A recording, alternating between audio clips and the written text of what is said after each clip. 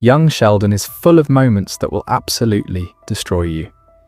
From a 9-year-old crying beside empty chairs at his own party, to a father whose last words to his family were just, "See you all later." I'll be going over the saddest moments in Young Sheldon ranked, starting with one of the most overlooked. Now I want to start here because these two moments are the kind of thing you watch the first time and think, okay, that was a little sad, I guess. But on a rewatch, knowing where the show ends up, they hit completely different. And neither one works unless you understand both. So bear with me. Number 10. Sheldon and Missy say goodbye at the airport in season 6. On the surface, this is just a brother and sister separating for the first time because Sheldon's heading to Germany with Mary. And normally these two can barely stand each other. Their entire dynamic for 6 seasons is insults, competition, and Sheldon treating Missy like she's intellectually beneath him, while Missy treats Sheldon like the world's most annoying roommate. But at the airport, all of that disappears. Neither of them knows how to say what they're actually feeling. And you can tell they're both scared about being apart, which is something they've literally never had to deal with before.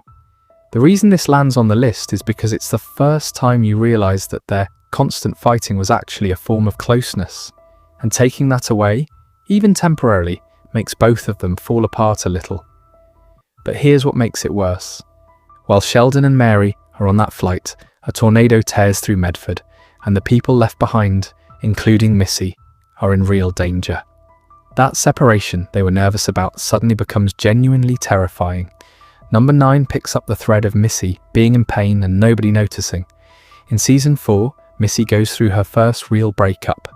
And look, a teenage heartbreak on its own probably doesn't crack a saddest moments list, but this one does because of when it happens. The same 90s world is falling apart over a boy. George and Mary are having a massive fight downstairs. The whole house is at war with itself, and Missy is upstairs dealing with it completely alone. Nobody checks on her. Nobody asks how she's doing. She eventually climbs out her bedroom window and leaves. And the only person who follows her is Sheldon. The kid with the least emotional intelligence in the family is the one who shows up for her. Now, both of these feel relatively small compared to what's coming, but they're setting up 2 patterns the show's going to make much, much more painful. The first is that every time the twins are separated, bad things happen. And the second is that Missy has been invisible in this family for a long time, and nobody seems to notice until she does something extreme.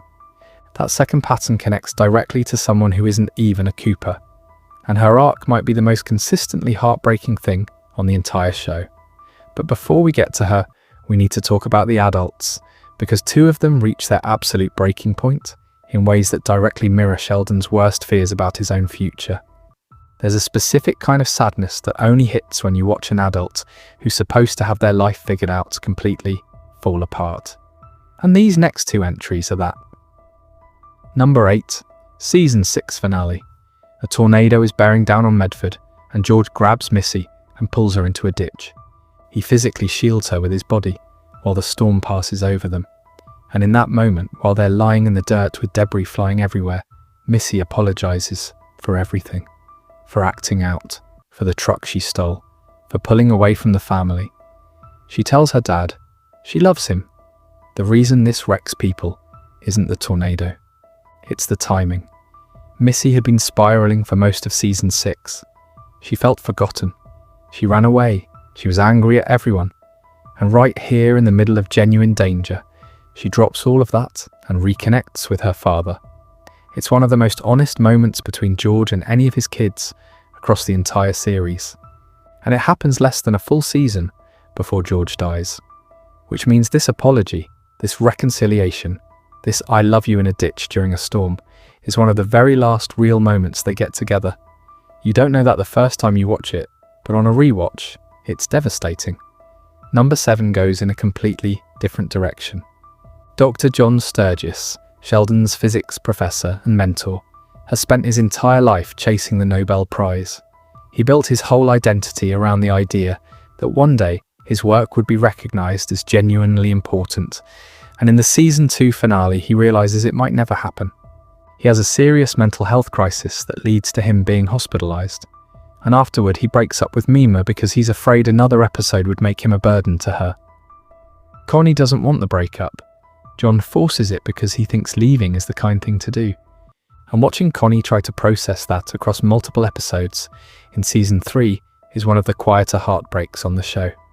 But here's why this matters beyond John and Connie's relationship. After John gets hospitalized, Mary starts panicking about Sheldon. She watches this brilliant, accomplished man lose control of his own mind and thinks, what if that's where Sheldon is headed? What if being that smart is actually a risk factor? And honestly, she's not wrong to be scared because there's another gifted kid on this show whose intelligence didn't protect her from a single thing. Her story is a slow collapse across 5 seasons. And most people don't even rank her in their top 5 saddest moments. They should. Some of the saddest moments in young Sheldon aren't single scenes you can point to. They're things that play out so slowly across so many episodes that you don't realize how bad it's gotten until you step back and look at the full picture. Number 6. Paige Swanson shows up in season 2 as Sheldon's intellectual equal. She's smart, she's competitive, and at first, her biggest purpose on the show is giving Sheldon someone to measure himself against, but almost immediately, you start seeing cracks at home. Her parents fight in front of other families. Their marriage is falling apart, and by season 3, they're divorced. What happens to Paige after that is one of the most realistic and painful things this show ever did. Her grades drop, her attitude changes, she starts shoplifting. She shows up at a college party looking completely disconnected from the driven, sharp kid she used to be. She appears in 9 episodes across 5 seasons, and every single appearance she's worse than the last. Eventually she convinces Missy to steal George's truck and run away with her, and then she's gone. The show never tells you what happens to Paige after that. You never find out if she recovered, if she went back to school, if she's okay. Her story just stops. And that unresolved ending is part of what makes it so brutal. Paige is basically what Sheldon could have become if his family, for all its problems, hadn't held together just enough. She had the same brain, she just didn't have the same safety net. Number 5. And speaking of safety nets failing, Missy Cooper spent years telling anyone who would listen that nobody in her family was paying attention to her, and nobody listened to that either. In season 2, a twin study literally confirms that she feels neglected because Sheldon absorbs so much of the family's energy. That's not Missy being dramatic, that's a clinical observation. By season 6, she's saying out loud that the family forgot about her, that nobody even told her the baby was born, and that she has to take care of herself because nobody else is going to do it. And look, you can debate whether stealing a truck and running away was justified, that's fair, but the feelings behind it had been building since season 2. And nobody in that family took them seriously until Missy did something dangerous enough to force them to react. The pattern is always the same with her. She asks for help, nobody hears her, she acts out, and then everyone is confused about why she's so angry. Both Paige and Missy are proof that the people around you can love you and still completely fail you. But the next 2 entries aren't about kids being failed by adults. They're about the adults themselves losing the things that held their entire worldview together. And one of them involves a loss that George and Mary barely ever talk about again. Number 4 is the one some fans actually rank above the series finale, which is wild for a season 2 episode. But when you hear why, it makes sense. A 16-year-old from Mary's church dies, and it doesn't just make Mary sad, it breaks her. She stops going to church, she starts drinking, she's angry at God in a way that feels genuinely scary, because Mary Cooper's entire identity for the whole show up to this point is built on her faith. Take that away, and she doesn't know who she is. The family doesn't know how to handle it. George tries, Mima tries, nobody can reach her. And eventually, the person who pulls her back is Sheldon, her 9-year-old son, who uses a scientific argument about the universe's complexity to suggest that faith and logic don't have to cancel each other out. The fact that it works is touching. The fact that a child had to be the one to do it is its own kind of devastating. Mary's supposed to be the strong one. She's supposed to be the one who holds the family together with prayer and certainty. And in this episode, she can't hold herself together, and her youngest kid has to improvise a reason for her to keep believing. Some fans rank this above George's death, specifically because nobody saw it coming.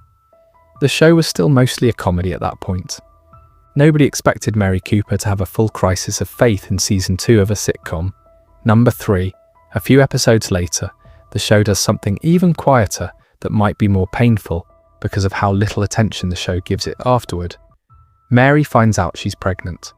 George immediately starts panicking about money because they can barely afford the 3 kids they have, so he goes to work and asks for a raise. And then Mary loses the baby. George comes home, finds out, holds her, and then goes back to work the next day to withdraw the raise request because they don't need the extra income anymore.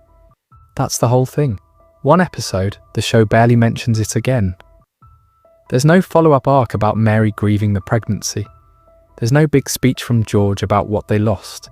It just happens. They absorb it and life continues. And the silence around it is what makes it so heavy. Because you know that kind of loss doesn't just go away because the show moved on to the next episode. George and Mary carried that with them for the rest of the series, whether the show acknowledged it or not. Everything you've heard so far, every bit of pain this family was already carrying, is the foundation underneath the next 2 entries. George and Mary had already lost a child. Mary had already had her faith shattered and rebuilt on an unstable foundation. Missy had already been invisible for years, and Sheldon had already seen what happens to brilliant people who end up alone. All of that context is what makes the final 2 entries land the way they do. The next one is probably the single image most fans associate with young Sheldon's sadness, but it technically has a hopeful ending. And that hope only exists because of information the character doesn't have yet. Number 2, Season 2 Finale. Sheldon decides to throw a Nobel Prize listening party and invites his classmates. Nobody comes. He sits in a room surrounded by empty chairs, streamers on the walls, snacks on the table, and he cries. Mary watches from the doorway, and there is nothing she can do. If that's all this scene was, it would already be one of the saddest moments on the show. A kid who just wants friends, sitting alone at a party nobody wanted to attend. But the reason fans bring this one up constantly, the reason it competes with the literal series finale for the top spot, is context from outside the show. This episode aired on the exact same night as the Big Bang Theory finale. So, the audience watching young Sheldon cry alone in that room had literally just watched adult Sheldon win the Nobel Prize, surrounded by his best friends, the people who changed his life. The show even runs a montage in this episode, showing Leonard, Penny, Howard, Raj, Bernadette, and Amy as children scattered across the country, living their own lives, completely unaware that they'll eventually find each other and become the family Sheldon chose for himself. So the loneliness is real, but it's also temporary. Sheldon just has no idea. He's sitting in that room convinced this is what his entire life is going to look like, and the audience knows he's wrong. That contrast between what he feels and what's actually coming is what gives this scene its power. And in that same episode, John Sturgis is having his own Nobel crisis across town. An old scientist terrified his life's work meant nothing, and a child terrified he'll be alone forever, running parallel in the same 30 minutes of television. The show is asking you to sit with both of those feelings at once, but neither of those compare to what the show does in its final 2 episodes, because the number 1 spot doesn't just make you sad for a character, it recontextualizes the entire series. Number 1, and it's not close, George Cooper doesn't die on screen. There is no hospital scene. There's no dramatic collapse with his family gathered around him. What happens is an ordinary morning. George eats breakfast with the family. He offers Missy a ride to school, and she turns him down. He walks out the door and says, "See you all later." And that's it. That afternoon, Principal Peterson and Coach Wilkins show up at the Cooper house, and the family knows before anyone says a word. George had a heart attack at work. He was around 41 years old. And here's the detail that makes it almost unbearable. George had just been offered a job at Rice University. The family was planning to move. After years of financial stress, job frustration, marriage strain, and community rejection, things were finally about to get better. He died on the day the future was supposed to start. The funeral episode splits the family into completely different versions of grief. Mary prays and rages at God, circling back to the same crisis of faith she had in season 2. Myself for not trying harder while he was here. This wasn't supposed to happen. but this time with no easy recovery. Connie drinks. Georgie handles the casket, talks to the funeral home, takes care of logistics, and quietly begins the transition into the man that Big Bang Theory later confirms spent years supporting his mother and sister. While Sheldon was off at Caltech, Missy lashes out at everyone and refuses to be comforted, and Sheldon sits in his room and replays his last interaction with his dad over and over and over. He keeps rewriting it in his head, trying to find the version where he said something meaningful, where he told George he loved him, where the goodbye actually felt like a goodbye instead of just at a random Tuesday morning. He writes a funeral speech in his head. He never delivers it out loud. And that's the thing that makes this the #1 moment, because I love you. I love you too, son. Because Sheldon never gave that speech at the funeral, but he spent the next 7 seasons giving it to you. The entire series, every episode narrated by adult Sheldon's voice, was the thing he couldn't say standing in front of his father's casket. The memoir that frames the entire show, from the pilot to the finale, was Sheldon finally going back through his childhood and noticing what he missed. His father giving up job opportunities so Sheldon could stay in the school he needed. His mother fighting the entire town to protect him. Missy teaching him what courage looks like. Georgie keeping the family afloat when nobody was watching. The very last thing young Sheldon says in the series is that he's exactly where he's supposed to be. Arriving at Caltech, beginning the life that leads to everything we watched in Big Bang Theory. The Exactly where I'm supposed to be. memoir is done, and the saddest part is that it took losing his father for Sheldon to finally pay attention to the people who were always